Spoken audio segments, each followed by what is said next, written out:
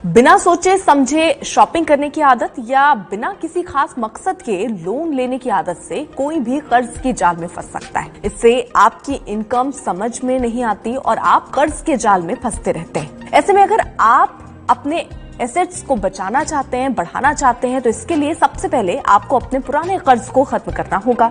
हालांकि ये काम इतना आसान नहीं होता और इसके लिए आपको बहुत सोच समझकर रणनीति बनानी होती है।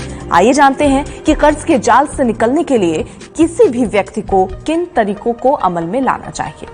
इनकम और कुल लोन या क्रेडिट का असेसमेंट तैयार करिए। ये सबसे पहला और अहम पड़ाव है। आपको सबसे पहले अपने कुल इनकम और कुल लोन को कैलकुलेट करना चाहिए। किस प्रकार लोन का पेमेंट कर सकते हैं।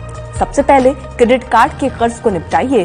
क्रेडिट कार्ड से हम आसानी से किसी भी तरह का ट्रांजैक्शन कर पाते हैं, लेकिन क्रेडिट कार्ड का पेमेंट समय पर नहीं करने पर हमें काफी ज्यादा इंटरेस्ट रेट से ब्याज का पेमेंट करना होता है। इतना ही नहीं, आपको ज्यादा पेनल्टी भी देनी पड़ती है। इससे आपके सिविल स्कोर या क्रेडिट स्कोर पर भी असर देखने को मिलता है। अगर ऐसा है तो आप पर्सनल लोन लेकर एक साथ सभी बिल को क्लियर कर सकते हैं।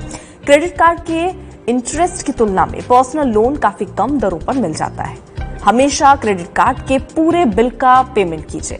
किसी भी व्यक्ति को क्रेडिट कार्ड के पूरे बिल का पेमेंट करना चाहिए। आप केवल मिनिमम बैलेंस पे करते रहेंगे तो आप कर्ज के जाल में पूरी तरह से फंस जाएंगे। ऐसे में हमेशा से पूरे बिल का भुगतान किए जाने की सलाह दी जाती है। गैर जरूरी खर्चों में लाइए कमी। अगर आप ये महसूस करते हैं कि आपका खर्च आपके इनकम से ज्यादा है तो आपको तत्काल अपना बजट बनाना चाहिए। इसमें आपको गैर जरूरी खर्चों की पहचान करनी चाहिए। आपको ये देखना चाहिए कि किस खर्च को आप आगे के लिए टाल सकते हैं। इससे आपको अपने बिना मतलब के खर्च में कमी लाने में मदद मिलेगी। रीपेमेंट का प्लान बनाइए। अगर आपका कर्ज अलग अलग जगहों से है तो सबसे पहले कोशिश बैलेंस ट्रांसफर की करनी चाहिए। आपको सबसे कम इंटरेस्ट रेट पर लोन लेने वाले लेंडर के पास सभी लोन को ट्रांसफर करना चाहिए।